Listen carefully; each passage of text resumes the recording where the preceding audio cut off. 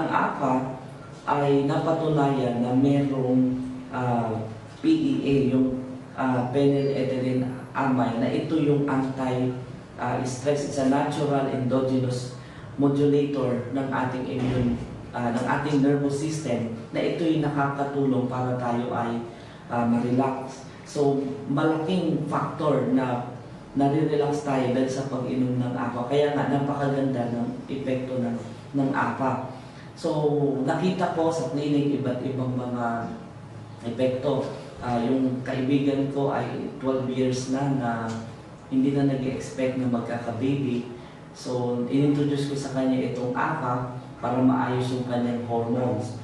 Hindi niya alam, buntis na pala siya. So, talagang sinabi niya na ang nakatulong para maayos yung kanyang hormones ay yung pag-inom ng APA na halos 12 years na inaayos niya sa ng kanyang OB. So, dahil sa pag-inom niya ng APA, ngayon meron na siyang 9 months old na baby, na healthy baby.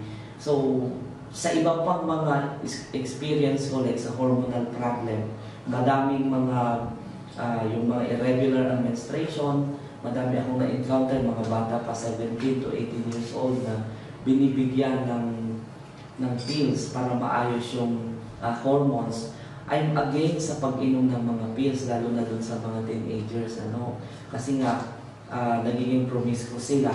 So binibigyan ng APA at nakita ko yung epekto na in just 2 weeks ng pag-inom, na i-improve yung kanilang hormones, naaayos yung kanilang menstrual cycle. Kaya talagang ang ganda ng epekto nito sa hormones.